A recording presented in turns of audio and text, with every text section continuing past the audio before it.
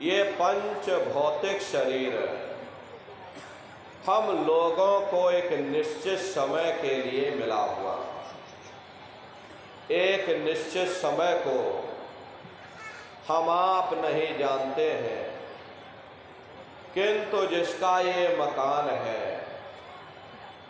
जिसका ये शरीर है, वो अवश्य ही जानता है।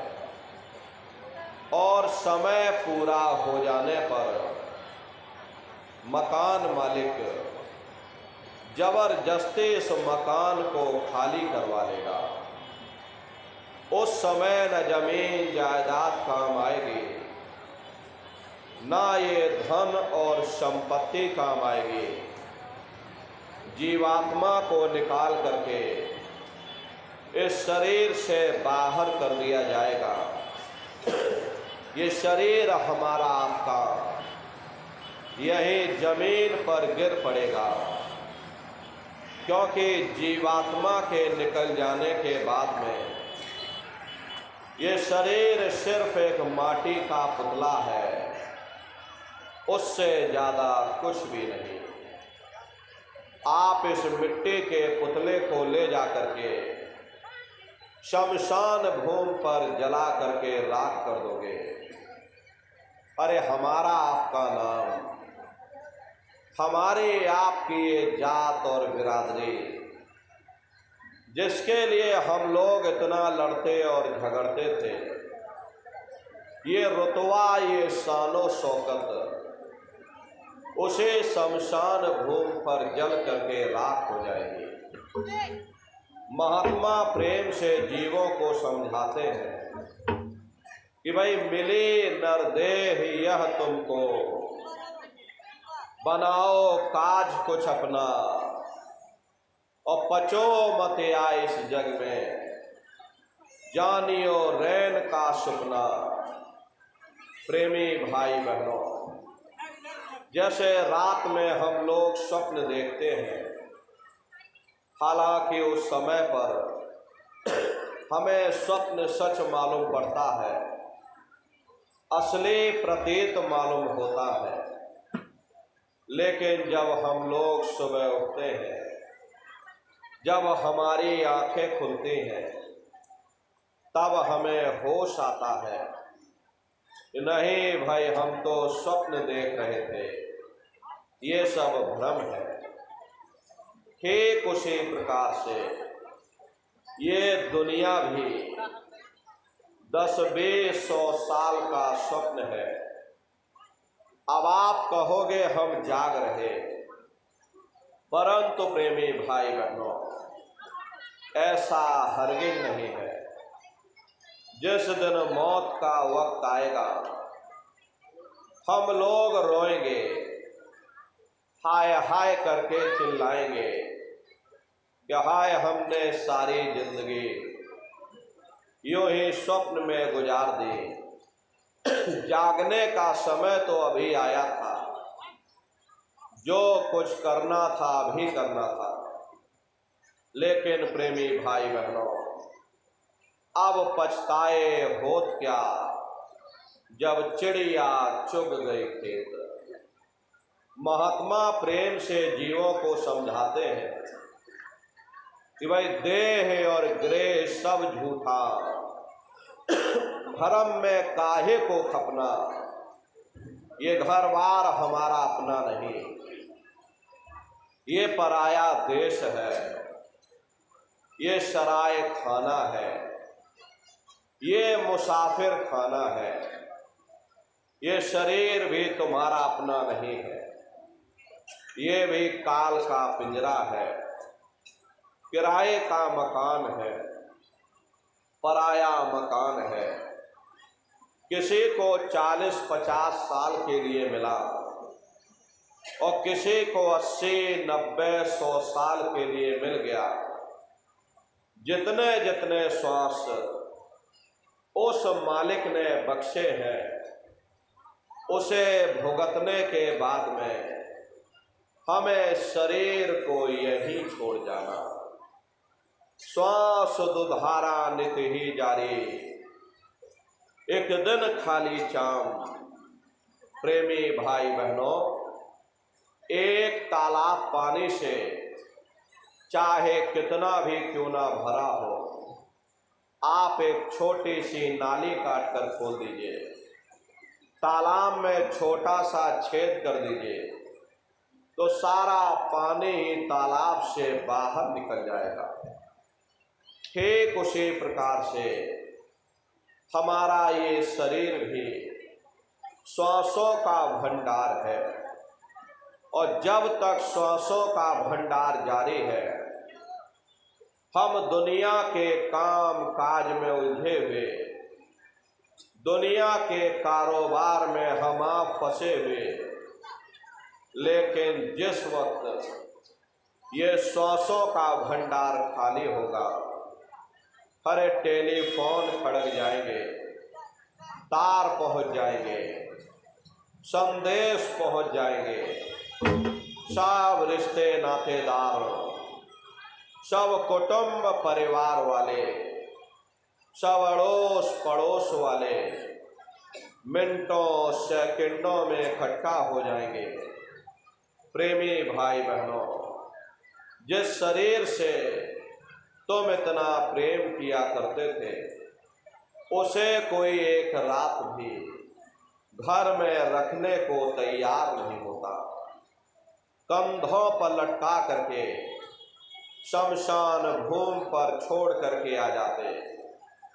हिंदू लोग तिनका तोड़ाते हैं, जैसे तिनका टूट गया, तेरा मेरा रिश्ता नाता टूट गया। मुसलमान, सिख या ईसाई लोग खाक की मिट्टी कब्र में डाल देते हैं कि जो मेरे लिए खाक की मिट्टी है, वह मेरे लिए तू है।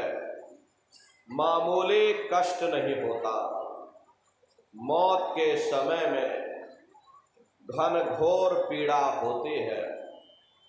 जनमत मरत दुसह दुख हुई। सहजो बाई ने बयान किया है कि सहजो मौत आइया, अंग अंग दिया तोड़, और हिया जरे छाती फटे, उठे पीर घनघोर। गुरु महाराज सत्संग में फरमाते थे, जैसे 1,00,000 बिच्छू एक साथ मिल करके हमारे शरीर पर डंक मारे, उससे भी लाखों करोड़ों गुना ज्यादा मौत के समय में दर्द होता है। जब मृत्यु आती है तो किस तरह से प्राण निकलते हैं, प्राणों के निकलने की क्या प्रक्रिया होती है, पहले उसे आप अच्छी तरह से समझ लीजिए। सिमटत भास श्वास उठ जावे, और प्राण पति जब सिमट समावे, उस समय हमारी ये श्वासें रुक जाती, शरीर की चेतना पीछे सिमटने लगती है, तो सबसे पहले गुदा चक्र टूटता है, क्योंकि गुदा चक्र में पृथ्वी का वास होता है। गुदा चक्र टूट करके ऊपर इंद्रिय चक्र में समा जाता है। इंद्रिय चक्र में जल का वास होता है, यानी जल ने पृथ्वी को खोल दिया। फिर जब इंद्रिय चक्र टूटेगा तो ऊपर नाभि चक्र में समा जाएगा। नाभि चक्र में अग्नि का वास होता है, यानी अग्नि ने फिर जल को सुखा दिया। ये नीचे से सिमटाव होता है, नीचे से ऊपर की ओर सिमटाव होता है। फिर जब ये नाभि चक्र टूटेगा तो हृदय चक्र में समा जाएगा। हृदय चक्र में वायु का वास होता है, यानी वायु ने अग्नि को अपने में समाहित कर लिया, और इस तरह से वायु आकाश में उड़ गई। ये आंखों की पुतलियां ऊपर पलट जाती हैं, मुंह खुला का खुला रह जाता है। महात्मा प्रेम से जीवों को समझाते हैं कि भाई, जब यह कर्म कलाय उपजावे, और बुद्धि सुरत की आन दबावे। जब यह जीवात्मा पांचों तत्वों को लांघ करके जल पृथ्वी अग्नि वायु आकाश पांचों तत्वों को लांघ करके ऊपर आती है तो काल दाढ़ में आन दवानी।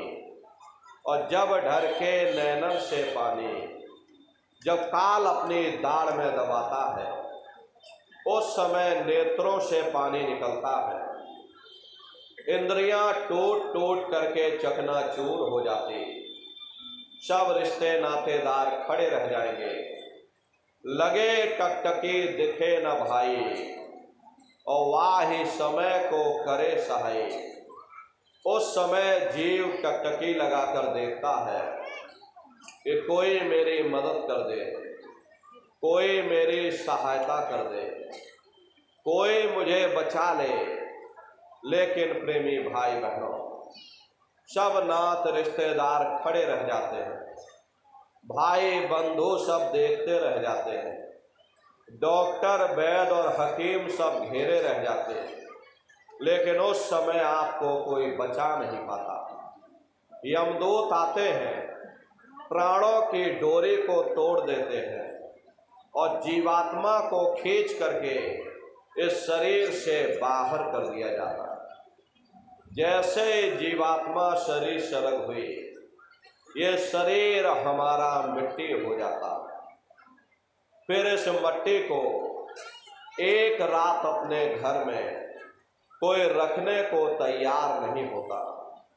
अरे आपके कितने भी सगे संबंधी क्यों ना हो, खास नात रिश्तेदार क्यों ना हो, लेकिन एक रात कोई घर में मट्टी रखने के लिए तैयार नहीं होते। कहते भाई जल्दी करो जल्दी करो, अब इनकी शक्ल देखने में हमको डर लग रहा, जल्दी से बाजार से कफन खरीद के लाओ, जल्दी से लकड़ियां खरीद के लाओ, अरे जल्दी से चिता तैयार करो, इनको घर में से जल्दी से उठा ले जाओ, वही शमशान भूमि पर जला देना।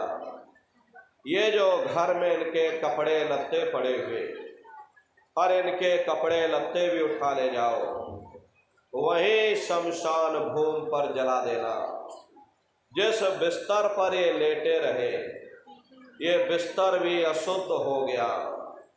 अब इनकी छुई हुई चीज हमको घर में एक नहीं चाहिए, इसलिए इनका बिस्तर भी उठा ले जाओ, वही शमशान भूमि पर जला देना।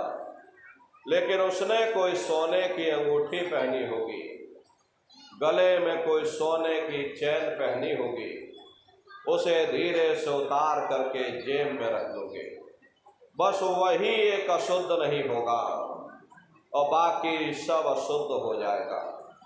हरे महात्मा कहते हैं कि भाई कुटुंब परिवार मतलब का बिना धन पास नहीं जाए।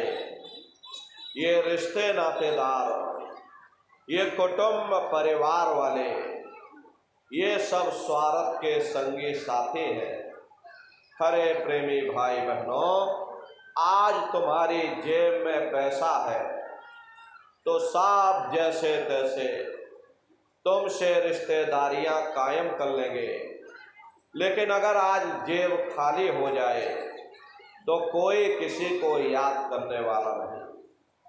13 दिन बाद 13वीं मना दोगे, लड्डू पूड़ी पकवान बना करके खिला दोगे, फिर जाने वाले को कोई याद नहीं करता।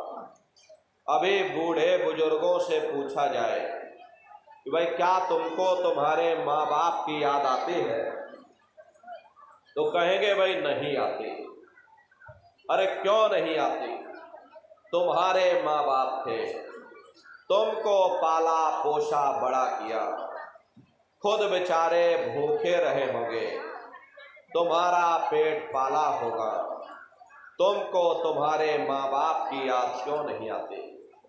क्योंकि तुम्हारे सामने तुम्हारे लड़के बच्चे हो गए, तुम्हारे नाती पोता पंती और संती हो गए, इसलिए तुम अपने माँ बाप की यादों को धीरे धीरे भूल गए और नई यादों में धीरे धीरे बस गए। ऐसे ही प्रेमी भाई बहनों, एक दिन सब तुमको भी भूल जाएंगे। कोई किसी को यहाँ याद करने वाला नहीं। ये कहानी तो शमशान भूमि पर समाप्त हो गई। उधर देखो क्या होगा।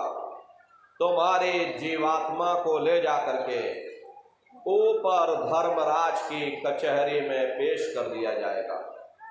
वहां पलक झपकते ही तुम्हारे अच्छे बुरे कर्मों का हिसाब किताब हो जाएगा।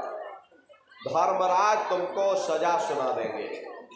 ले जाओ, इनको फलाने नरक में डाल दो, क्योंकि मैंने इनको मौका दिया था। जब ये माँ के गर्भ में उल्टे लटके हुए थे, सिर इनका नीचे था और पैर इनके ऊपर थे, उस समय इन्होंने मुझसे प्रार्थना की थी कि हे मालिक, मुझे एक बार ये मौका दे दो, मुझे एक बार मनुष्य शरीर दे दो। हम भजन करेंगे, भक्ति करेंगे, हम अपनी जीवात्मा का कल्याण करेंगे। तो मैंने इनकी प्रार्थना को स्वीकार कर लिया और इनको मैंने सुंदर सा ये मनुष्य शरीर दे दिया और कह करके मैंने भेजा था कि भाई ये मनुष्य शरीर ये किराए का मकान है, ये तुम्हारा अपना नहीं। अगर ये तुम्हारा अपना होता तो हमेशा तुम्हारे पास रहे। ये तुम्हारा अपना नहीं, ये मैंने तुमको कुछ समय के लिए किराए का मकान दिया है। हाँ, तुम अपनी जीवात्मा को मेरे किराए के मकान में बैठा करके और मालिक की भक्ति करके अपनी जीवात्मा का कल्याण करा लेना। मैंने कुछ समय के लिए तुम सबको ये किराए का मकान दिया है।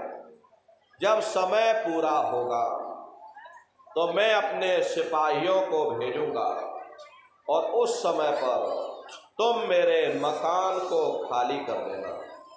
लेकिन इतना ध्यान रखना कि जैसा साफ सुथरा मैंने तुमको ये किराए का मकान दिया है, वैसा ही साफ सुथरा तुम मुझको वापस लौटाना। लेकिन इस किराए के मकान में बैठ करके इन्होंने अच्छे बुरे कर्म कर डाले। मेरे किराए के मकान को इन्होंने अपने कर्मों से गंदा कर दिया, इसलिए कर्मों की सजा इनको मिलेगी। ले जाओ, इनको फलाने नरक में डाल दो। महात्मा कभी झूठ नहीं बोलते। महात्माओं ने जब साधना किया, साधना करके जब ऊपर गए और ऊपर जा करके जब उन्होंने नरकों का हाल देखा, तो हमारी आपकी जानकारी के लिए उन्होंने धर्म ग्रंथों में लिख दिया कि लोह के खम्भ तपत के माही और जहाँ जीव को ले चिपकाई, वहाँ लोहे के खम्भे अग्नि से धधक धधक कर लाल हो रहे। ऐसे खोटे जीवों को उन खम्भों में चिपकाया जाता है। जीव हाय हाय करके तड़पता है। तड़फ तड़फ जीव जुलम बुखारी और तपत खम्भ दुख उपजे भारी। असहनीय वेदना होती है, असहनीय दुख दर्द होता है। जीव वहाँ रोता और चिल्लाता रहता है। लाखों लाख योजन मील तक तुम्हारे रोने और चिल्लाने की आवाज जाती है, लेकिन प्रेमी भाई बहनों, वहाँ कोई तुम्हारी पुकार सुनने वाला नहीं, कोई तुम्हारी दर्द भरी आवाज को सुनने वाला नहीं। ये दुर्दशा क्यों हो गई? क्योंकि हम लोग मनमुखी हो गए, मन के कहे पर चलने लग गए। मन के कहे पर चल करके हम लोग अच्छे और बुरे कर्म करने लग गए। कर्मों का ये जखीरा अंबार के अंबार हमने अपने सिर पर लाद लिए, आज उन्हीं कर्मों का हम आप भोग पा रहे। अरे महात्मा कहते हैं कि भाई नर के अनेकन और हैं, कहाँ लग कहूँ बखान, और दुख भोगते यह जीव जो जाने जो भोग समान। कहते भाई एक नरक नहीं, ऐसे वहां पर अनेकों अनेक नरक बने हुए। कुंभी नरक निदान यह है, पड़े जीव जग जाए, और सिर समेत डूबा रहे सदा नरक के माही। कुंभी कहते घड़े के आकार का बड़ा विशाल नरक बना हुआ, दुनिया भर का मवाद उसमें भरा है, बड़ी भारी बदबू उसमें से आती है, जीवों को उसी में डाल दिया जाता है। जब ही नर के सिर ऊपर काढ़े और तब ऊपर जूती जब मारे, जैसे ये जीव श्वास लेने के लिए अपने सिर को ऊपर निकालता है, ऊपर यमदूत खड़े रहते हैं, नोकदार भालों से प्रहार कर देते हैं, जीव फिर उसी में डूब जाता है, युगों युगों तक डूबा रहता है। कुंभी नरक कल्प लौवासा, मुख में नरक नाक में श्वासा। कल्प लौवासा यानी 1000 चौकड़ी युग का एक कल्प होता है, और कल्प लौवासा यानी युगों युगों तक ये जीव नरकों की यातनाओं को भोगता रहता, और नरकों की यातनाएं भोगने के बाद में इसी जीवात्मा को सीधे मनुष्य शरीर नहीं दिया जाता, बल्कि इसे 4 खान 84 लाख योनियों में डाल दिया जाता। जैसे बच्चा होता है, बच्चा पहले कक्षा 1 पास करेगा और फिर कक्षा 2 में जाएगा, ऐसे वहां पर भी पूरा चैनल बना हुआ। नरकों की यातनाओं को भोगने के बाद में इन्हीं जीवों को 4 खान 84 लाख योनियों में डाल दिया जाता। प्रेमी भाई बहनों, ये 4 खान 84 लाख योनियां ये कोई मामूली योनियां नहीं होती। 4 खान का मतलब होता है अंडज पिंडज उपमज स्थावर, ये 4 खाने होते हैं। पहली श्रेणी तो इन पेड़ पौधों की आती है जिनके अंदर पानी का तत्व मौजूद होता है। कभी ये भी मनुष्य हुआ करते थे, लेकिन आज अपने कर्मों का भोग पा रहे एक जगह पर बेचारे खड़े हुए। दूसरी श्रेणी कीड़े मकोड़ों की आती है जिनके अंदर पृथ्वी और अग्नि का तत्व मौजूद होता है। तीसरी श्रेणी पंछियों की आती है, चौथी चौपाए जानवरों की आती है, और 5वीं स्वयं इंसान की आती है, जिसके अंदर 5 तत्व जल पृथ्वी अग्नि वायु आकाश 5 तत्व मौजूद होते हैं। प्रेमी भाई बहनों, ये 4 खाने हैं, इनकी अलग अलग कुल 84 लाख योनियां होती हैं। अब आप पेड़ पौधों को देखिएगा तो आम का पेड़ अलग है, नीम का पेड़ अलग है, पीपल का पेड़ अलग है। ऐसे ही अलग अलग प्रजातियों के कीड़े मकोड़े, अलग अलग प्रजातियों के पशु पंछी, कुल मिलाकर 84 लाख योनियां हैं। हम दुनिया के जीव नरकों की यातनाओं को भोगने के बाद में इन्हीं 84 लाख योनियों में डाल दिया जाता है। मामूली कष्ट नहीं होता। अरे हमको आपको गर्मी लग गई तो हम लोग देखो छाया में आ गए, सर्दी लग गई तो कंबल रजाई ओढ़ दिया, भूख लग गई रोटी खा ली, बीमार हो गए तो अस्पतालों में चले गए, अपना अपना इलाज करवा लिया। लेकिन देखो इन जानवरों को, क्या गर्मी, क्या सर्दी और क्या बरसात, एक एक रोटी के टुकड़े के लिए दर बदर रोड पर भटकते रहते हैं। किसी का हाथ कट गया, किसी का पैर कट गया, किसी को जीते जी काट डाला, मुर्गी की पकड़ करके गर्दन मरोड़ डाली। अरे उनको भी दर्द होता है, उनको भी तकलीफ होती है, लेकिन वे बेचारे बेजुबान हैं, कुछ बोल नहीं पाते, कुछ बता नहीं पाते। हम लोगों के अंदर ये जुबान है, हम लोग बोल बता देते हैं, वे सिर्फ रोते और चिल्लाते रहते। कौन उनकी पुकार सुनने वाला, कौन उनकी दर्द भरी आवाज को सुनने वाला, कौन सी अदालत में जा करके वे बेचारे दरवाजा खटखटाएं, या कौन मजिस्ट्रेट उनकी फरियाद को सुनेगा। प्रेमी भाई बहनों, कोई सुनने वाला नहीं। अरे मादा बिच्छू होती है, मादा बिच्छू की मौत कैसे होती?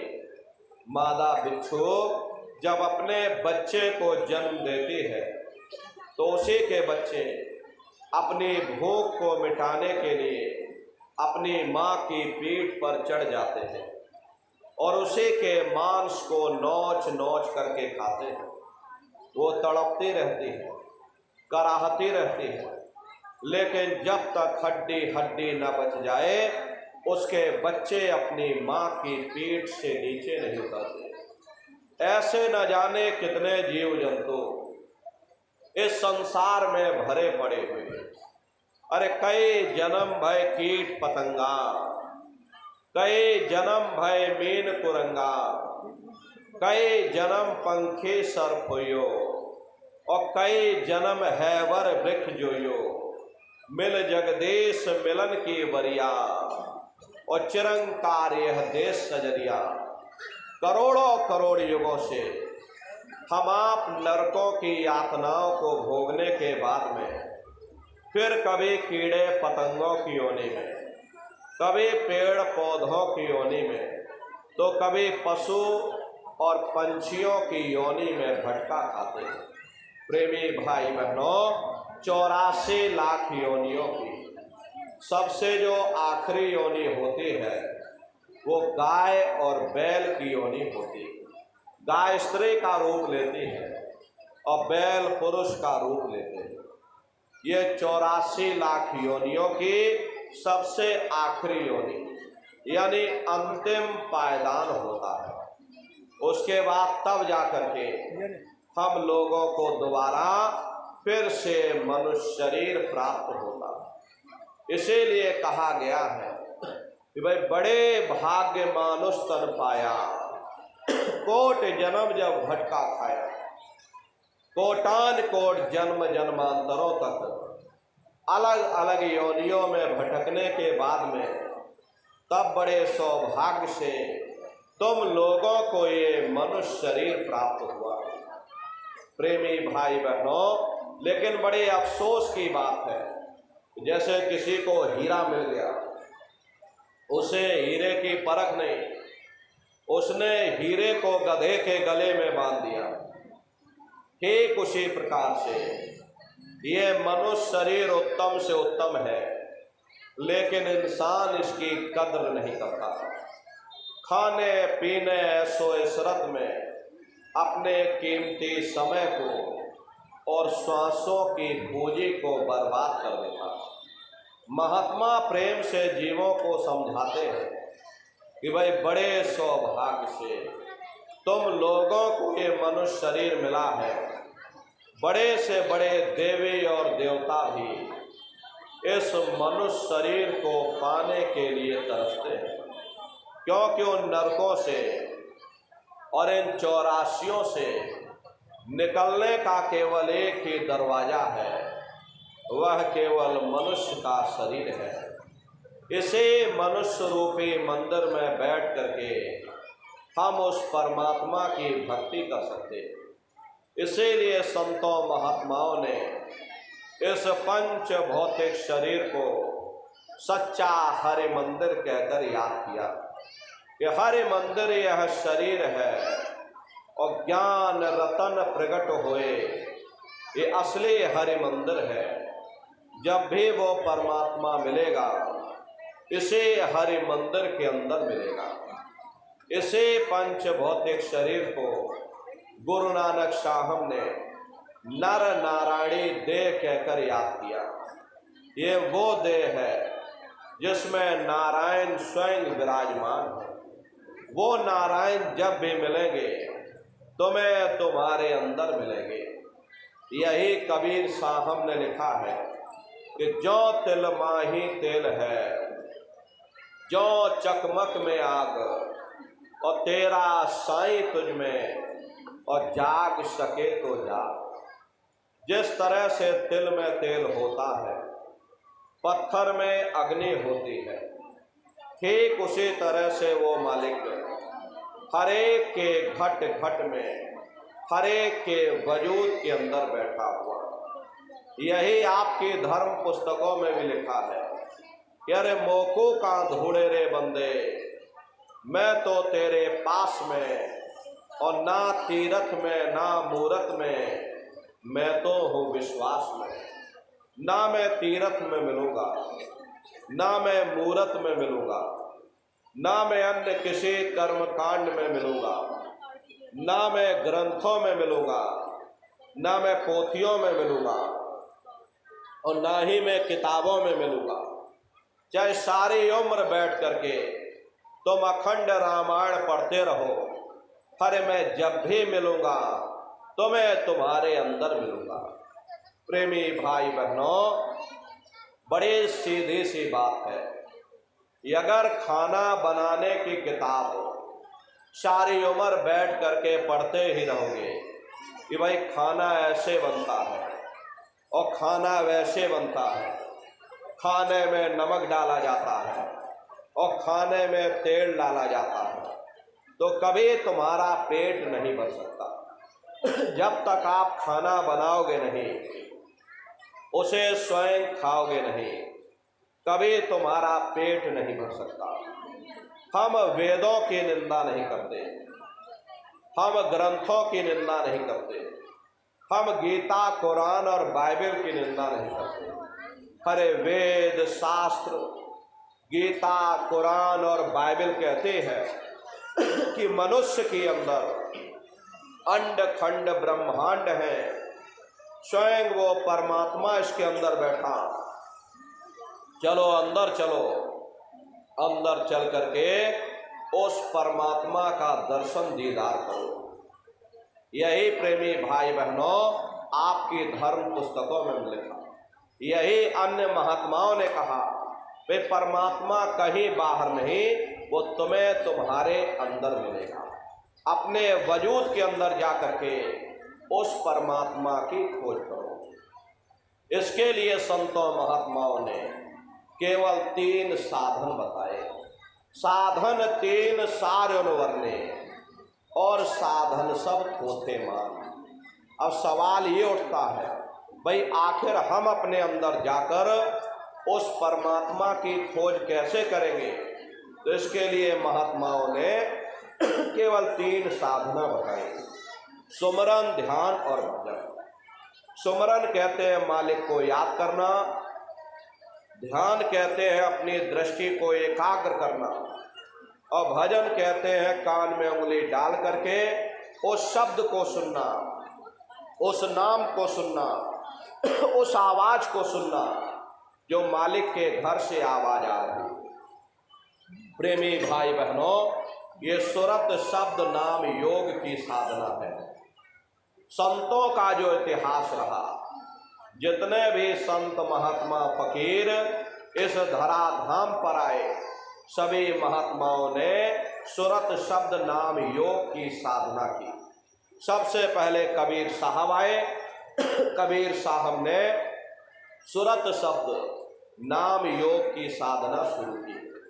उसके बाद गुरु नानक साहब आए, गुरु नानक साहब ने भी सुरत शब्द नाम योग की साधना जारी की।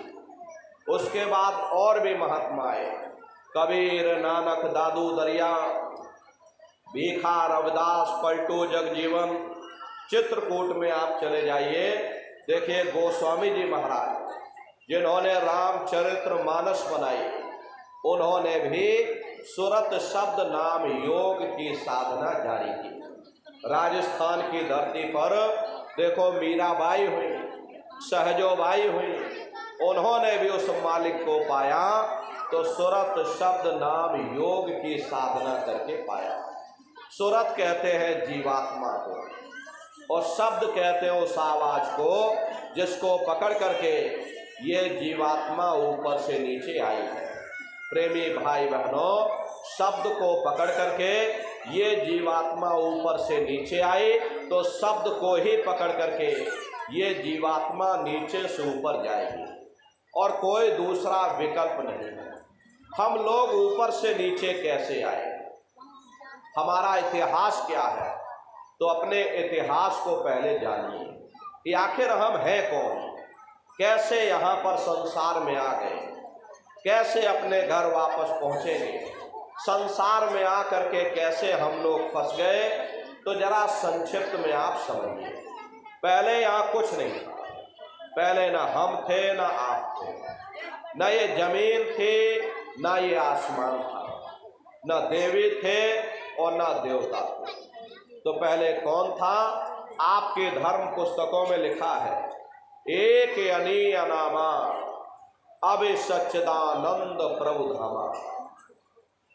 वो एक अनी अनामी महाप्रभु अपने अनामी धाम में अखंड राज किया करते थे। उस मालिक की मौज मर्जी उठी तो उन्होंने सबसे पहले 3 लोकों का विस्तार किया, यानी अगम लोक, अलख लोक और सतलोक। अगम लोक में अगम पुरुष को बैठाया, अलख लोक में अलख पुरुष को बैठाया और सतलोक में सतपुरुष भगवान को बैठा दिया। काफी समय जब बीत गया तो नीचे की रचनाओं का विस्तार सतपुरुष भगवान ने अपनी मौज मर्जी से किया। उन्होंने अपनी आवाज पर अनंतों अनंत ब्रह्मांडों की रचना की और अपने 16 पुत्रों को नीचे उतार दिया। निरंजन भगवान, जिनको दुनिया ईश्वर कहती है, सतपुरुष भगवान के ये सबसे छोटे पुत्र हैं। इन 16 पुत्रों ने नीचे आकर घनघोर तपस्या की और अपने पिता को प्रसन्न करके, यानी सतपुरुष भगवान को प्रसन्न करके वरदान के रूप में जीवात्माओं का छोटा सा भंडार मांग लिया। प्रेमी भाई बहनों, जब जीवात्माएं ऊपर से नीचे उतारी जाने लगी, जब हमको आपको ऊपर से नीचे उतारा जाने लगा तो हम लोग घबराने लगे। उस समय सतपुरुष भगवान ने आदेश किया कि तुम जाओ, जाकर नीचे आराम से रहो और जब समय पूरा होगा तब तुम वापस अपने देश चले आना। सतपुरुष के आदेश पर ये रूहें, ये जीवात्माएं, यानी हम और आप नीचे आने को तैयार हो गए। सबसे पहले 4 प्रकार के कपड़े, कारण, सूक्ष्म, लिंग और स्थूल, ये 4 प्रकार के कपड़े हमारे आप के ऊपर डाले गए और शब्द को पकड़ा करके मंडल दर मंडल हम लोगों को नीचे उतारते चले गए।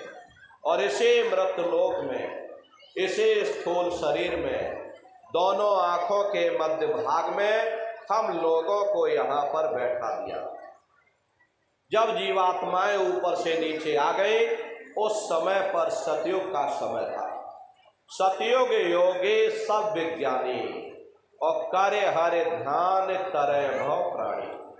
उस समय सब ज्ञानी और विज्ञानी थे, सबकी आंख कान खुली हुई थी, रोज मालिक का दर्शन करते थे, रोज आते और रोज जाते थे। और जब समय पूरा हो जाता तो जीवात्माएं अपने देश वापस लौट जाते थे, फिर कभी लौट करके यहाँ वापस नहीं आते। ऐसे न जाने कितनी जीवात्माएं वापस अपने घर लौट गई। तब निरंजन भगवान ने विचार किया कि हमने इतनी मेहनत की, हमने इतनी तपस्या की और तपस्या के फल स्वरूप वरदान के रूप में जीवात्माओं का छोटा सा भंडार मांग लिया। अगर ये जीवात्माएं ऐसे ही अपने घर वापस चले जाएंगे तो हम राज किस पर करेंगे, मेरा राज एक दिन खाली हो जाएगा। तो उन्होंने बड़ी होशियारी के साथ कर्मों का विधान बना दिया और कर्मों का विधान बना करके जीवात्माओं को सुना दिया गया, भाई ये पुण्य कर्म है, ये पाप कर्म है, ये शुभ कर्म है और ये अशुभ कर्म है। और जीवात्माओं को कह दिया कि काल रूप में तिनकर भाता और शुभ अशुभ कर्म फल दाता, यानी मैं काल रूप हूँ और शुभ अशुभ कर्मों का मैं फल दूंगा। यानी कर्म करने की स्वतंत्रता हमको आपको दे दी और फल देने का अधिकार इन्होंने अपने हाथों में रख लिया। धीरे धीरे ये जीवात्माएं कर्मों की बेड़ियों में जकड़ती चली गई। जिस नाम की डोरी को पकड़ करके, जिस शब्द को पकड़ करके ये जीवात्माएं ऊपर से नीचे आई थी, कर्मों के कारण वो नाम की डोरी हाथ से छूट गई, वो शब्द की डोरी हाथ से छूट गई। तब से लेके आज तक न जाने कितने युग और कल्प बीत गए, हम लोग यहीं पर भटका खा रहे हैं। अगर वो नाम की डोरी हाथ में आ जाए, शब्द की डोरी हाथ में आ जाए, तो शब्द कर्म की रेख कटावे और शब्द शब्द में जाए मिलावे। शब्द वो साबुन है जो तुम्हारे कर्मों को साफ कर देगा और तुम्हें शब्द दर शब्द, मंजिल दर मंजिल अपने घर वापस पहुंचा देगा। तो प्रेमी भाई बहनों, ये सुरत शब्द नाम योग की साधना है। इस साधना की 3 क्रियाएं हैं, सुमरन, ध्यान और भजन। सुमरन कहते हैं मालिक को याद करना, ध्यान कहते हैं अपनी दिव्य दृष्टि को खोलना और भजन कहते हैं उस शब्द को सुनना, उस नाम को सुनना, उस आवाज को सुनना जो 24 घंटे तुम्हारे अंदर गूंज रही है। तो कैसे आप लोग सुमरन करोगे, कैसे आप लोग ध्यान करोगे और कैसे आप लोग भजन करोगे, बैठ करके अच्छी तरह समझिएगा और फिर घर पर जा करके करिएगा। तो सबसे पहले सुमरन कैसे किया जाएगा? सुमरन करने के लिए एक माला आप लोग ले लेना। ये देखिए प्रेमी भाई बहनों, 108 दाने की ये माला है।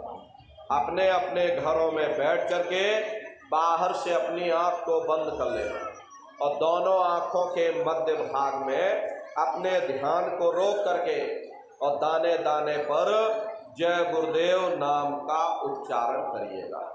हर दाने पर जय गुरुदेव नाम, हर दाने पर जय गुरुदेव नाम, जय गुरुदेव जय गुरुदेव जय गुरुदेव, कुल 108 बार करिएगा। दोबारा इसी जगह फिर वापस आ जाओगे। जब आप जय गुरुदेव नाम का उच्चारण करोगे तो दोनों आँखों के मध्य भाग में अपने ध्यान को रोक करके और दाने दाने पर जय गुरुदेव नाम का उच्चारण करिएगा। जिसको आप याद कर रहे हो, एक समय ऐसा आएगा वो अंतर में तुम्हारे सामने प्रकट हो जाएगा। उसके स्वरूप को देख लेना, फिर उसी के स्वरूप को याद करके जय गुरुदेव नाम का सुमरन सभी नए प्रेमी भाई बहन करिएगा।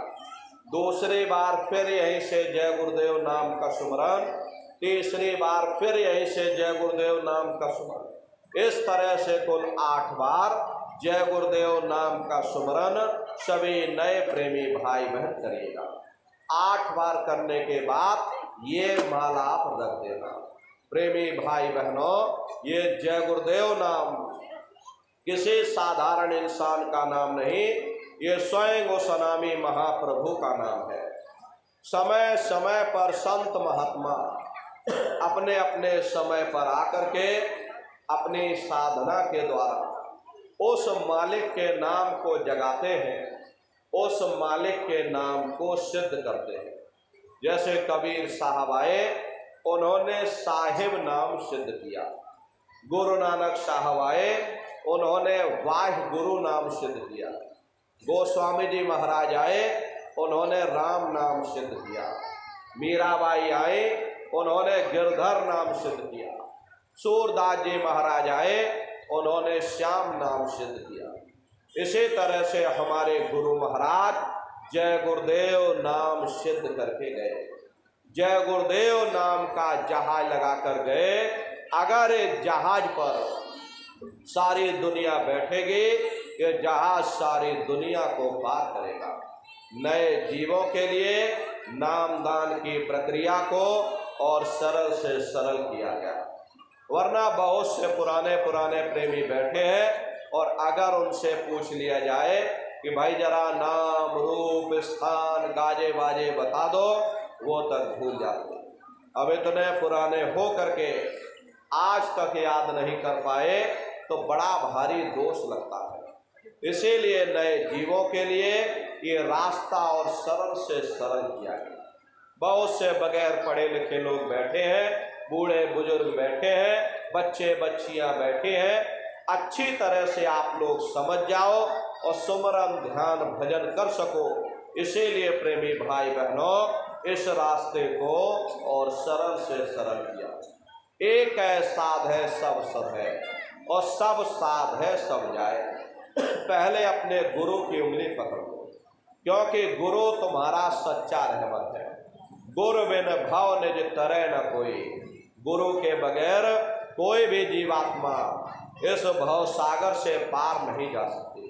गुरु गोविंद दो खड़े और काके लागू पाई, और बलिहारी गुरु आपने जिन गोविंद दियो बताए।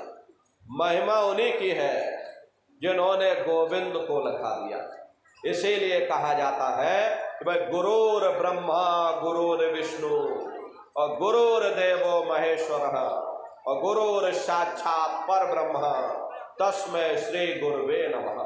तीन लोक नौ खंड में और गुरु से बड़ा न कोई, और कर्ता करे न कर सके और गुरु करे सो होई। इसलिए प्रेमी भाई बहनों, साधना करने से पहले जय गुरुदेव नाम का सुमरन सभी नए प्रेमी भाई बहन करिएगा।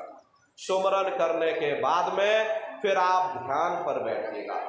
दूसरा है ध्यान, और ध्यान कहते हैं दृष्टि को एकाग्र करना। कैसे आप लोग ध्यान करोगे जरा अच्छी तरह से समझ लो। अपने अपने घरों में पलथी मार करके आप लोग बैठिएगा। शरीर को टाइट मत करना। बहुत से प्रेमी क्या करते हैं कि ध्यान के समय अपने शरीर को बिल्कुल टाइट कर देते हैं। यदि आप अपने शरीर को टाइट कर दोगे तो शरीर आपका थक जाएगा और फिर शरीर ढीला पड़ जाएगा। इसलिए पहले से ही अपने शरीर को बिल्कुल ढीला छोड़ देना। जितना आराम से आप लोग बैठोगे उतना आपके लिए अच्छा रहेगा। तो ढीले बदन से बैठिएगा। आँखों को धीरे से बंद कर देना। इन आँखों पर भी कोई जोर मत देना। बहुत से प्रेमी क्या करते हैं, ये अपनी आँखों पर जोर देते हैं ताकि जल्दी से दृष्टि एकाग्र हो जाए। तो जोर लगा करके देखिए। यदि आप अपनी इन बाहरी आँखों पर जोर लगाओगे तो ये आँखों की पुतलियों में दर्द हो जाए और आँखों को आप खोल दो। इसलिए प्रेमी भाई बहनों, आँखों पर कोई जोर मत देना। जैसे सोते समय धीरे से आँख को बंद करते हो, ऐसे धीरे से आँख को बंद कर लेना और दोनों आँखों के मध्य भाग में दूर सामने अंतर में देखिएगा। सामने आपको अंधेरा दिखाई पड़ेगा। बस उसी अंधेरे में एक जगह पर आप अपनी दृष्टि को एकाग्र करिएगा। होशियारी यही रहे कि आँखों की पुतलियां हिलने न पाए। शुरुआती समय में ये आँखों की पुतलियां ये अंदर अंदर हिलेंगी, लेकिन जब आप अभ्यास करोगे, करत करत अभ्यास थे और जड़मत होत सुजान, जब अभ्यास करते रहोगे तो ये आँखों की पुतलियां हिलना बंद हो जाएगी। तो दूर सामने अंधेरे में एक जगह पर आप अपनी दृष्टि को एकाग्र करिएगा, या उस अंधेरे को ही आप देखते रहना। दृष्टि अपने आप एकाग्र हो जाएगी। उस समय किसी के बारे में सोचना नहीं, किसी के बारे में विचार मत करिएगा। शरीर को बिल्कुल हिलाना डुलाना नहीं, शून्य हो करके बस सामने अंधेरे को देखते रहो। जितना देर आपसे बन सके आप उस अंधेरे को देखते रहिएगा।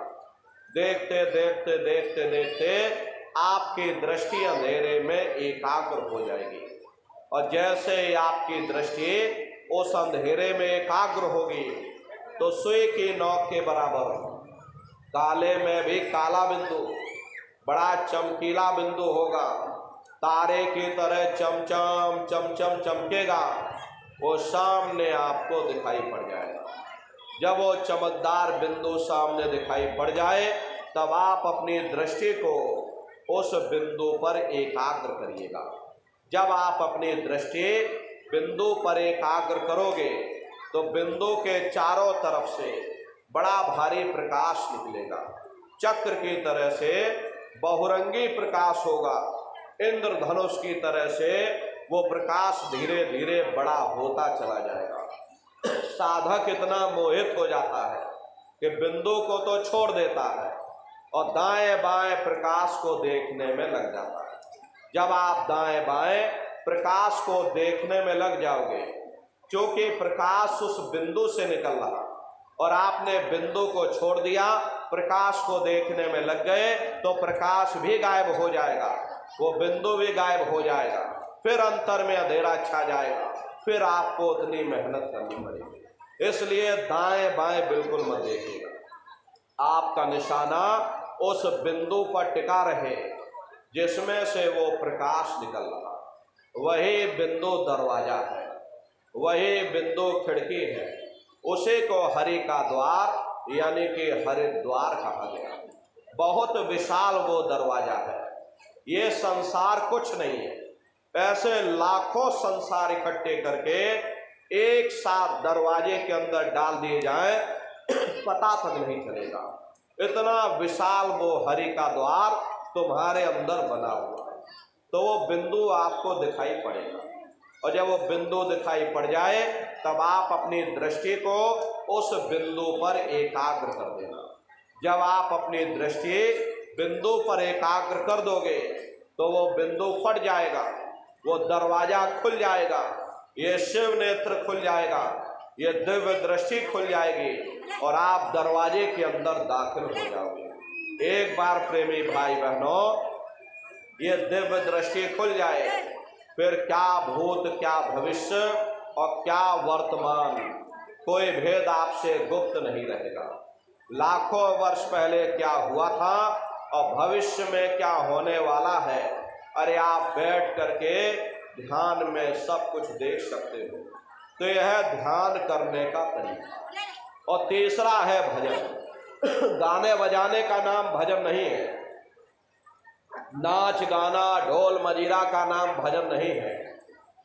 भजन कहते हो उस रूहानी आवाज को सुनना, उस शब्द को सुनना जिसको पकड़ करके ये जीवात्मा ऊपर से नीचे आई थी, उसी शब्द को दोबारा फिर से पकड़ने का नाम भजन है। तो कैसे भजन करोगे जरा अच्छी तरह से समझ लो। ये दोनों उंगली कानों में डाल करके ये कानों को बंद कर लेना। कान इसीलिए बंद किए जाते ताकि बाहर की कोई आवाज हमको सुनाई ना पड़े। अपनी सुविधा से बैठिएगा, कुर्सी पर चाहे कुर्सी पर बैठ जाओ, सोफे पर चाहे सोफे पर बैठ जाओ, या कोई तकिया इस तरह से रख लेना और दोनों कोहनियाँ रख करके और दोनों उंगली कानों में डाल करके ये कानों को बंद कर लेना। बहुत सी हमारी माताएं बहनें हैं, बूढ़े बुजुर्ग हैं, आपके घुटनों में दर्द होता होगा या रीढ़ की हड्डी में दर्द होता होगा और आप बैठ करके नहीं कर पाते हो तो आप लेट करके भजन करिएगा। ऐसे सीधे लेट जाना और लेटे लेटे आँख और कान को बंद करना। मतलब तो आँख और कान को बंद करना है, चाहे आप लेट करके करो या चाहे आप बैठ करके करो। यही कहा गया कि भाई आँख कान मुख बंद कराओ, अनहद झिंगा शब्द सुनाओ।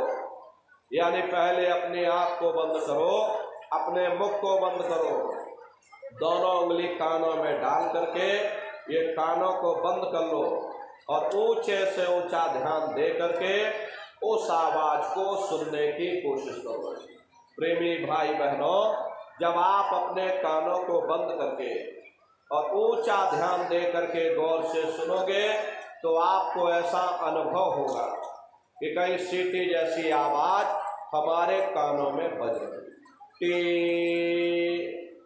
इस तरह से सीटी जैसी आवाज शुरू में आप सभी को सुनाई पड़ेगी। शाम को अपने अपने घरों में जाकर बैठिएगा, ये कानों को जरा बंद कर लेना और अंतर में गौर से सुनिएगा तो सीटी जैसी आवाज आप सभी को सुनाई पड़ेगी। करना कुछ नहीं है, लेटे हो चाहे बैठे हो, बस आप उस आवाज को सुनते रहिए और सुनते सुनते उसी में लीन हो जाओ। जब आप उसमें लीन हो जाओगे तो कुछ समय बाद में दोबारा आपको अनुभव होगा कि कहीं बड़ी दूर से एक महीन आवाज, घंटे और शंख की आवाज हमारे कानों में बज रही। जैसे मंदिरों में घंटियां बजती हैं, टन टन टन, इसी तरह से प्रेमी भाई बहनों घंटे और शंख की आवाज आप सभी को सुनाई पड़ेगी। करना कुछ नहीं है, लेटे हो चाहे बैठे हो, बस आप उस आवाज को सुनते रहो और सुनते सुनते उसी में लीन हो जाओ। जब आप उसमें लीन हो जाओगे तो कुछ समय बाद में दोबारा आपको अनुभव होगा कि कहीं बड़ी दूर से एक महीन आवाज, प्रेमी भाई बहनों, उसको पकड़ करके ये जीवात्मा प्रेमियों ऊपर की ओर इसका खिंचाव होगा। जब घंटे और शंख की आवाज आपको सुनाई पड़ने लग जाए, तुरंत आप सीटी की आवाज को छोड़ देना और घंटे शंख की आवाज को पकड़ लेना। जैसे ही आप उस आवाज को पकड़ोगे, उसको सुनने लग जाओगे, तो वो आवाज धीरे धीरे बढ़ना शुरू होगी और बढ़ते बढ़ते इस कदर बढ़ेगी कि आपके रोम रोम में घंटे और शंख की आवाज गूंजने लग जाएगी। बड़ी घनघोर आवाज होती है, बड़े मधुर वो आवाज होती है। ये दुनिया के जो आप लोग संगीत सुनते हो, उस रूहानी संगीत के सामने ये दुनिया के संगीत कुछ नहीं। जब आप उस रूहानी संगीत को सुनोगे, इतना भारी आनंद आपके ऊपर छा जाएगा, इतनी खुशी आपको होगी, ऐसा नशा आपके ऊपर चढ़ जाएगा, इतना आप उस आवाज में खो जाओगे कि आप सारी दुनिया को ही भूल जाओगे। प्रेमी भाई बहनों, शंकर भगवान को वही नशा चढ़ा था। शंकर भगवान कोई गांजा भांग नहीं पीते थे। ये तो हमने आपने शंकर भगवान को भी बदनाम कर दिया कि शंकर भगवान गांजा भांग पीते थे, तो चलो हम भी गांजा भांग पीते। लेकिन नर नारियों, शंकर भगवान ने कभी गांजा भांग नहीं किया। शंकर भगवान जिस नशे में लीन रहते थे, वो नाम का नशा था, वो ध्यान का नशा था, वो भक्ति का नशा था। जब आप उस आवाज को सुनोगे तो आपको भी वो नशा चढ़ जाएगा, क्योंकि उस आवाज में चुंबक है। जब आप उस आवाज को सुनोगे तो वो आवाज आपको अपनी ओर खींचेगी, और जब खिंचाव होगा तो जीवात्मा का फैला हुआ प्रकाश ये 9 दरवाजों से सिमटने लगेगा। अब ये 9 दरवाजे कौन कौन से हैं, देखो प्रेमी भाई बहनों, अच्छी तरह से समझिएगा। ये बहुत बड़ा विज्ञान है। दुनिया का विज्ञान जब समाप्त हो जाएगा तो ये विज्ञान प्रारंभ होगा। तो 9 दरवाजे कौन कौन से हैं? 2 आँख, 2 कान, 2 नाक के सुराख, 1 मुंह और 2 मलमूत्र का रास्ता। ये शरीर के 9 दरवाजे हैं। सबसे पहला दरवाजा गुदा चक्र आता है। गुदा चक्र में गणेश जी वास करते हैं। गणेश जी वहाँ के मालिक हैं। ये 4 दल का कवल है। यहाँ पर पृथ्वी तत्व पाया जाता है। उसके ऊपर इंद्रिय चक्र आता है। इंद्रिय चक्र में ब्रह्मा जी वास करते हैं। ये 6 दल का कवल है। यहाँ पर जल तत्व पाया जाता है। उसके ऊपर ये नाभि चक्र आता है। नाभि चक्र में विष्णु जी वास करते हैं। ये 8 दल का कवल है। यहाँ पर अग्नि तत्व पाया जाता है। उसके ऊपर ये हृदय चक्र आता है। हृदय चक्र में शिव जी वास करते हैं। ये 12 दल का कवल है। यहाँ पर वायु तत्व पाया जाता है। अरे वास्तव वो ऊपरी मंडलों में करते, लेकिन उनका प्रकाश, उनकी किरणें इन चक्रों पर पड़ती हैं। उसी के ऊपर एक कंठ चक्र आता है, यहाँ पर आद्या महाशक्ति की किरणें पड़ती हैं और ये 16 दल का कवल है। और आप सबसे ऊपर, तुम्हारी जीवात्मा सबसे ऊपर दोनों आंखों के मध्य भाग में बैठी है, जहाँ पर देवियाँ बिंदी लगाती हैं और पुरुष जहाँ पर ये टीका लगाते हैं। अब पूछा जाए बिंदी टीका भाई यहाँ क्यों लगाते हो? क्योंकि प्रेमी भाई बहनों, यहाँ पर हमारी जीवात्मा बैठी हुई, ये 10वां द्वार है। जहाँ ये जीवात्मा बैठी है उसका श्रृंगार किया जाता है। ये 10वां द्वार है जहाँ पर तुम्हारी जीवात्मा बैठी हुई। इसी 10वें दरवाजे पर बैठ करके ये जीवात्मा अपने प्रकाश को 9 दरवाजों में फैलाती है, जिससे आपका ये शरीर चलता है, आपके हाथ और आपके ये पांव चलते हैं। जब आप भजन करोगे और घंटे शंख की आवाज को सुनोगे तो उस आवाज में चुंबक है, वो आवाज आपको अपनी ओर खींचेगी। और जब खिंचाव होगा तो जीवात्मा का फैला हुआ प्रकाश ये 9 दरवाजों से सिमट करके यही 10वें दरवाजे पर इकट्ठा हो जाएगा। और जैसे सारी चेतना, सारी शक्ति यहाँ पर इकट्ठी हुई, तुरंत शब्द जीवात्मा को खींच करके इस शरीर से बाहर कर देगा। फिर आप अपनी आंखों से देखिएगा कि हमारा शरीर ये है, हम ये खड़े। आप अपने शरीर से अलग हो जाओगे। जैसे चिड़िया होती है, चिड़िया घोंसले से निकल करके आसमानों की उड़ान भरती और शाम को फिर अपने घोंसले में आ जाती। ऐसे ही तुम्हारी ये जीवात्मा, प्रेमी भाई बहनों, शब्द को पकड़ करके प्रेमियों ये शरीर रूपी घोंसले से बाहर निकल जाएगी और उसी घंटे शंख की आवाज को पकड़ करके फिर ये जीवात्मा ब्रह्मांडों की चढ़ाई करेगी। पलक झपकते यह जीवात्मा खरबों योजन ऊपर चली जाती है। प्रेमी भाई बहनों, ये ब्रह्मा विष्णु महादेव जिनकी सारी दुनिया पूजा करती है, अरे आप सभी लोग ब्रह्मा विष्णु महादेव की पूजा करते हो, लेकिन कभी आपने विचार नहीं किया भाई जिनकी सारी दुनिया ये पूजा कर रही, आखिर ये लोग हैं कौन? ये कहाँ पर रहते हैं? ये क्या काम करते हैं? इनके माँ बाप कौन है? राम कौन है? कृष्ण कौन है? ईश्वर कौन है? ब्रह्म कौन है? पार ब्रह्म कौन है? ये लोग कहाँ पर रहते हैं? तो जरा संक्षिप्त में आप लोग समझिएगा, क्योंकि अगर हम इसका वर्णन करेंगे लाखों वर्ष हमको लग जाएंगे, एक लोक का वर्णन नहीं हो पाएगा। इतने विशाल लोक ऊपर बने हुए, लेकिन किन किन मंडलों को पार करते हुए तुम्हारी ये जीवात्मा अपने 5वें मंडल पर पहुंचेगी, तो जरा संक्षिप्त में आप समझिएगा। शब्द को पकड़ करके ये जीवात्मा ऊपर से नीचे आई है, तो शब्द को पकड़ करके कैसे कैसे ये जीवात्मा अपने घर वापस पहुंचेगी, तो जरा संक्षिप्त में आप समझिए।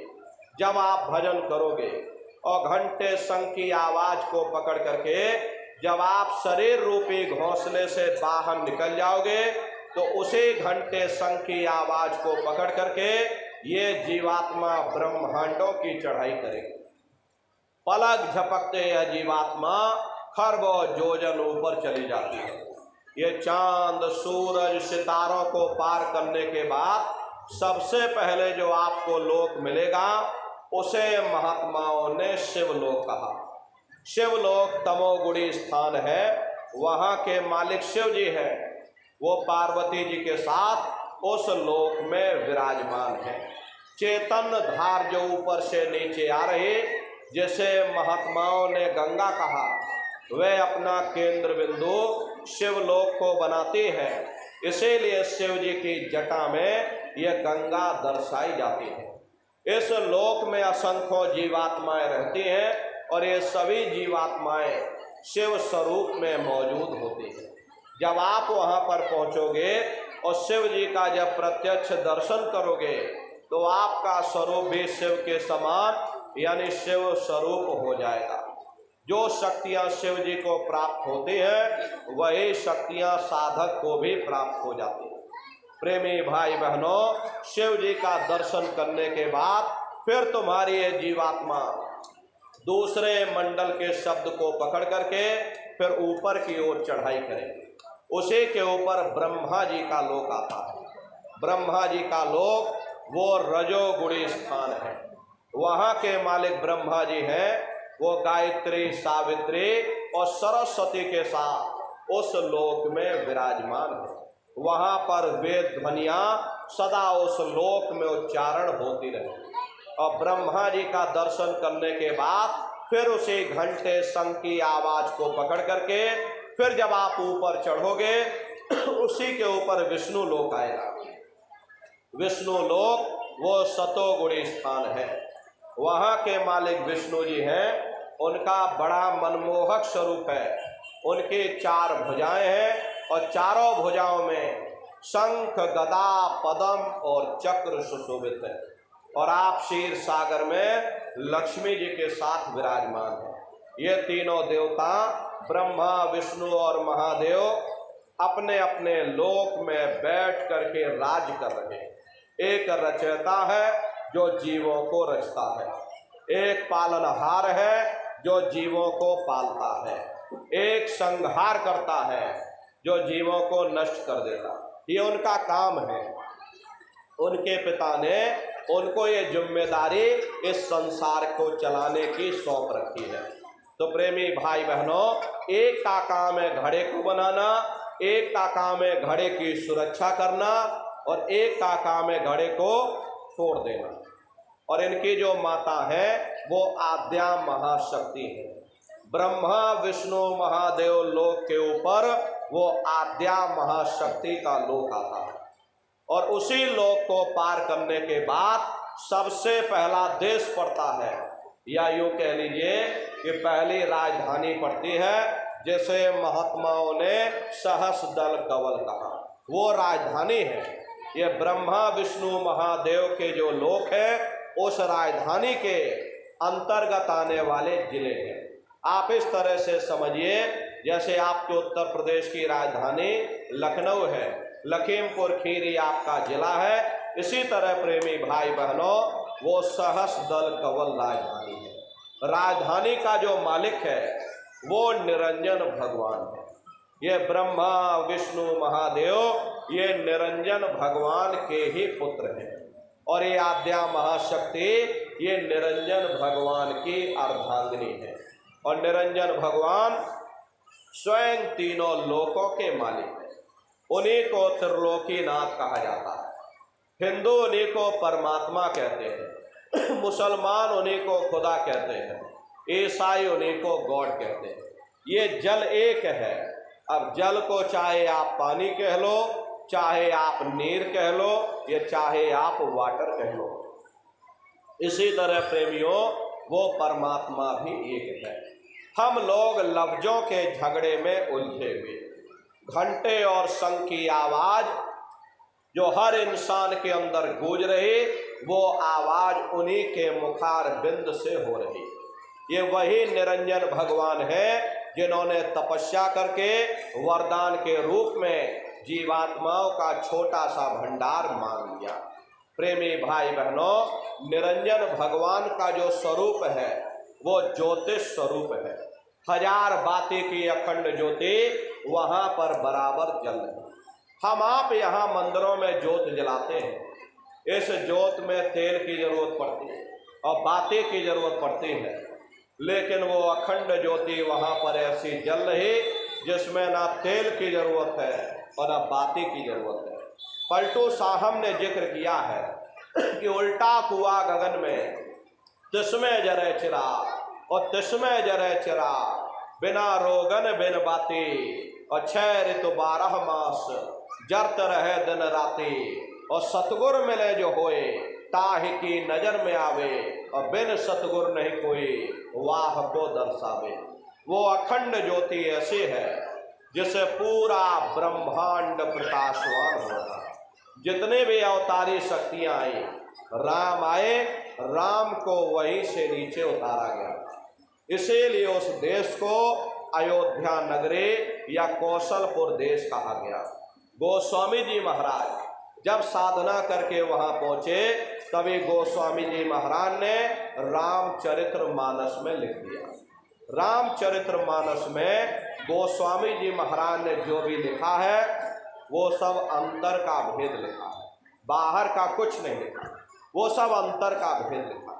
उन्होंने जब साधना किया, साधना करके जब ऊपर गए, ऊपर जो कुछ उन्होंने देखा वो रामचरितमानस में लिख दिया। अब हम लोग बाहर मुखी क्रियाओं में फंसे हुए, इसीलिए हम लोग अर्थों को समझ नहीं पाते और अर्थ का अनर्थ कर देते। तो गोस्वामी जी महाराज जब साधना किए, साधना करके जब ऊपर गए और जो कुछ उन्होंने देखा रामचरितमानस में लिख दिया। क्या उन्होंने रामचरितमानस में लिखा?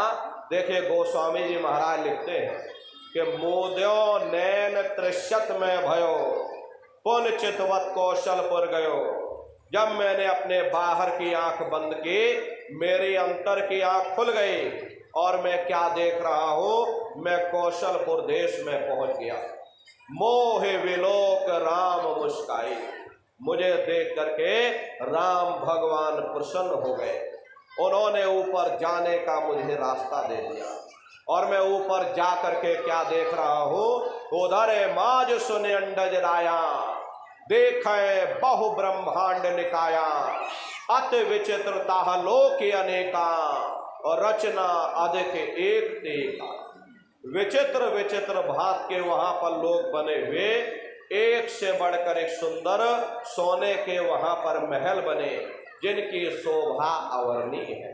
प्रेमी भाई बहनों, वो असली अयोध्या नगरी है, वो असली राम भगवान का देश है। जब आप लोग साधना करके वहां पहुंचोगे और वहां की रचनाओं को देखोगे, देखते रह जाओगे कि भाई ये क्या ईश्वर की लीला है, कैसे उसकी कारीगरी है, अनंत उसकी सत्ता है, अनंत ही उसका प्रकाश है।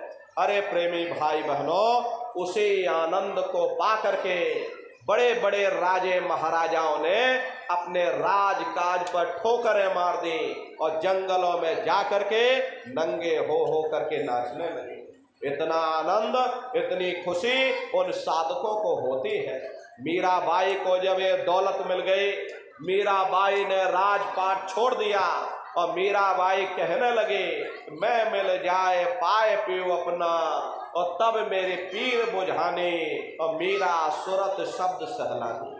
कबीर साहब को जब ये दौलत मिल गई और अन्य महात्माओं को जब वो दौलत मिल गई, उन्होंने जब ऊपर चढ़ करके देखा तो कलम तोड़ करके लिख दिया, अचरज देखा भारी साधो, अचरज देखा भारी रे, और बिना बजाए निस्दिन बाजे, और घंटा शंख नगारी रे, और बहरा सुन सुन मस्त होते है, और तन की खबर बिसारी रे, और बिन भूमि के महल बना है, तामे जोत जारी रे, अंधा देख देख सुख पावे, और बात बतावे सारी रे, और जीता मरकर फिर जी जावे, और बिन भोजन बलधारी रे, और ब्रह्मानंद संत जन बिरला, कोई समझे बात हमारी रे।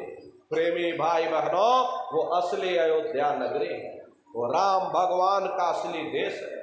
राम जी का दर्शन करने के बाद फिर तुम्हारी ये जीवात्मा दूसरे मंडल के शब्द को पकड़ करके दूसरे मंडल की चढ़ाई करे। श्याम तज श्वेत को गहना, सुरत को तान धुन सुनना, और बंक के द्वार धस बैठो, और त्रिकुटी जाए कर लेना।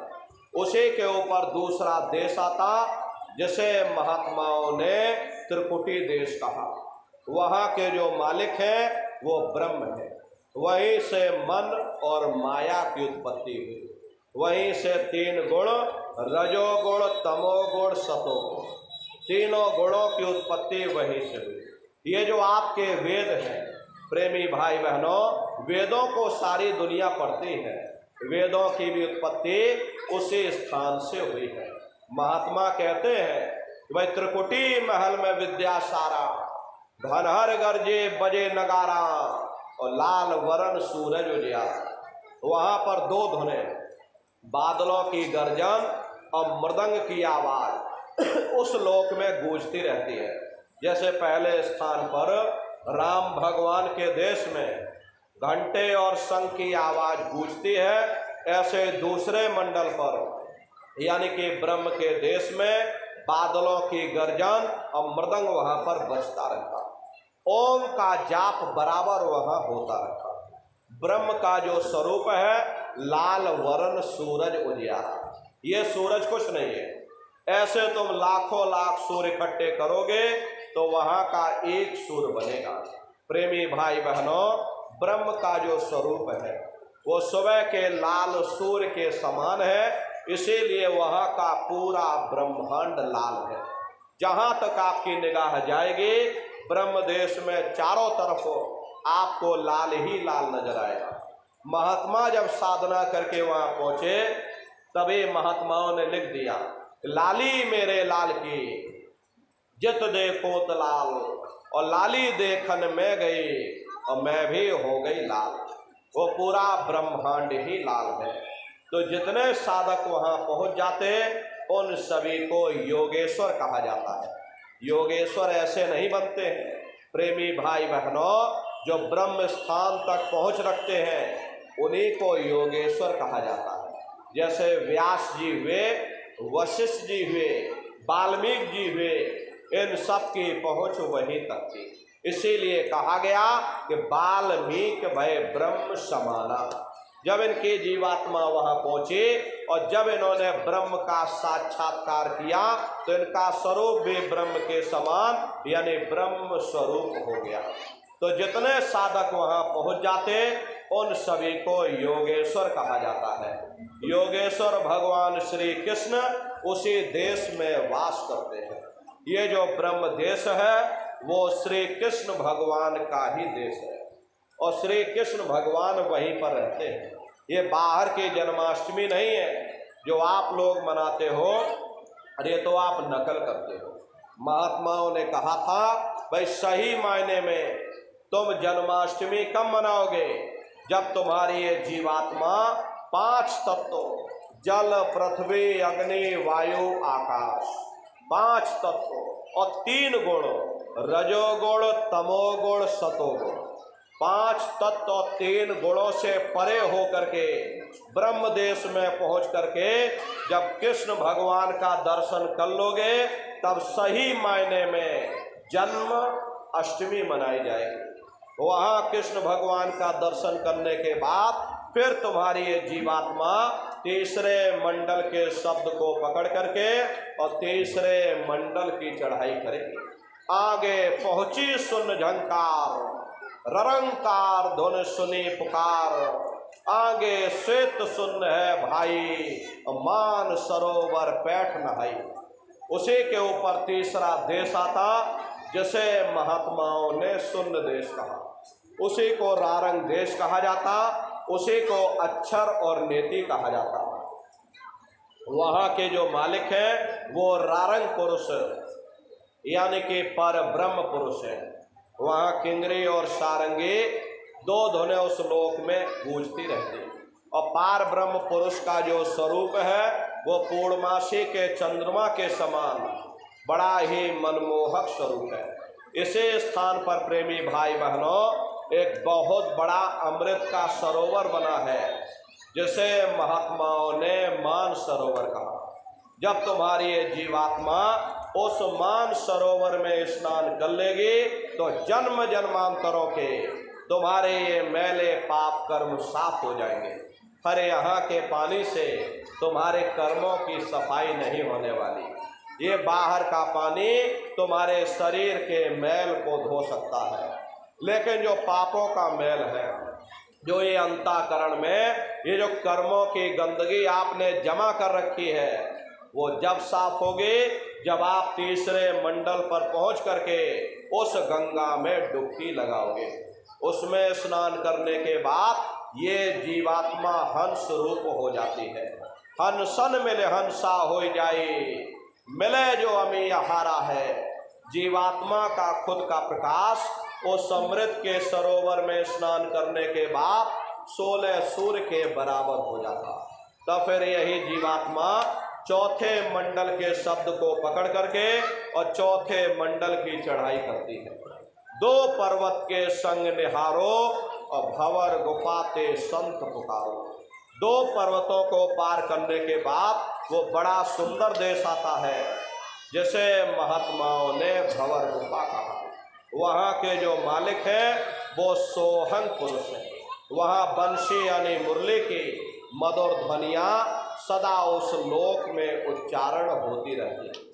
प्रेमी भाई बहनों, सोहंग पुरुष वहाँ के मालिक है, माँ नहीं है। हापे अंक की मात्रा सोहंग पुरुष है। प्रेमी भाई बहनों, उनका जो स्वरूप है वो दोपहर के सूर्य के समान महाप्रकाशवान स्वरूप है। स्वरूप में अंतर है। पहले स्थान पर निरंजन भगवान का जो स्वरूप है वो ज्योतिष स्वरूप है। दूसरे स्थान पर ब्रह्म का जो स्वरूप है वो सुबह के लाल सूर्य के समान है। तीसरे स्थान पर पार ब्रह्म का जो स्वरूप है वो पूर्णमासी के चंद्रमा के समान है। चौथे स्थान पर सोहंग पुरुष का जो स्वरूप है वो दोपहर के सूर्य के समान महाप्रकाशवान स्वरूप है।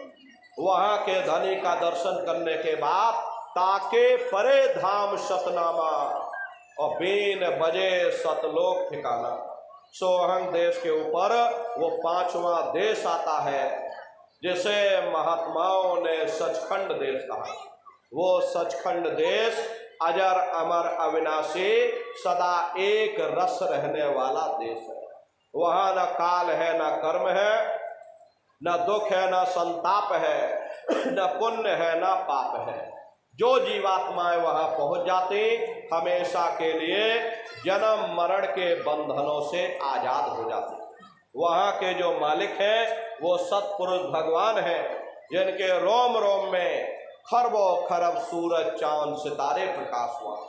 वही हमारे आपके सच्चे मालिक हैं, वही हमारे आपके सच्चे पिता हैं। अरे हमको आपको वहीं से नीचे उतारा गया था और फिर शब्द को पकड़ करके शब्द शब्द पौड़ी पर चढ़कर और पहुँचो सचखंड सतना। तो शब्द कब पकड़ में आएगा? जब आप लोग भजन करोगे।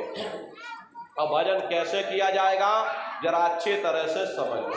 ये आँख और कान तो बंद करिएगा, लेकिन मन को रोकिएगा। ऐसे समय पर तुम्हारा ये मन जरूर भागेगा। अभी आप यहाँ सत्संग में बैठे हो, अब किसी को कोई बात याद आ गई तो मन बातचीत करने लग गया। कोई बाल बच्चों को घर में छोड़कर आया, शरीर बेचारा यहाँ बैठा, मन बाल बच्चों में पहुँच गया। कोई दुकान दफ्तर छोड़ करके आया, ये मन दुकान दफ्तर में पहुँच गया। कोई खेती बाड़ी छोड़ करके आया, ये मन खेती बाड़ी में पहुँच गया। शरीर यहाँ बैठा लेकिन मन सारी दुनिया में भाग रहा। तो ऐसे भजन से कोई लाभ नहीं होगा। जिन्होंने मार मंडाला उन्हीं को सूरमा कहना। अगर दुनिया में कोई हमारा दुश्मन है वो केवल हमारा मन है। ये भाई भाई में झगड़ा कौन करवाता? केवल हमारा ये मन करवाता है। कौम कौम में नफरतें पैदा कौन करवाता? केवल हमारा मन करवाता। मजहब मजहब में लड़ाइयाँ कौन करवाता? केवल हमारा ये मन करवाता। इसीलिए महात्मा कहते हैं वे बड़ा बैरी ये मन घट में, इसी का जीत ना कटना। अगर दुनिया में कोई हमारा दुश्मन है वो केवल हमारा मन है। अरे मन रूपी रावण कब मरेगा? जब 9 द्वारों पर फतेह हासिल करके तुम यहाँ 10वें द्वार पर चढ़ जाओगे, तब सही मायने में दशहरा मनाई जाएगी। बाहर की ये दशहरा नहीं है जो लकड़ी का रावण कल फूंक दिया और गा बजा करके घर में चले आए तो भाई हमने रावण मार दिया। अरे महात्माओं ने कहा था भाई सही मायने में तुम दशहरा कब मनाओगे? जब 9 द्वारों पर फतेह हासिल करके तुम यहाँ 10वें द्वार पर चढ़ जाओगे, तब सही मायने में विजय दशमी मनाई जाएगी। तब ये मन रूपी रावण तुम्हारा मरेगा, तब तुम्हारी ये जीवात्मा, अरे से जीवात्मा को महात्माओं ने राम भी कहा। अरे आपके धर्म पुस्तकों में लिखा है, हम कोई अपनी बात नहीं कह रहे, आपके धर्म पुस्तकों में लिखा है कि भाई एक राम दशरथ का बेटा, एक राम घट घट में लेटा, और एक राम का शकल पसारा, और एक राम है सबसे न्यारा। अरे भाई एक वो राम है जो अयोध्या के वासी है, और एक राम घट घट में लेटे, यानी हमारी आपकी जीवात्मा जो हर एक के अंदर मौजूद है। महात्माओं ने कहा भाई एक वो राम है, और एक राम का शकल पसारा, यानी पहले स्थान के मालिक वो निरंजन भगवान, जिनको दुनिया त्रिलोकीनाथ कहती है, जिनका ये पूरा पसारा पूरा संसार है। महात्माओं ने कहा भाई एक वो राम है, और एक राम है सबसे न्यारा, पांचवें स्थान के मालिक वो सतपुरुष भगवान जो हमारे आपके सच्चे पिता हैं।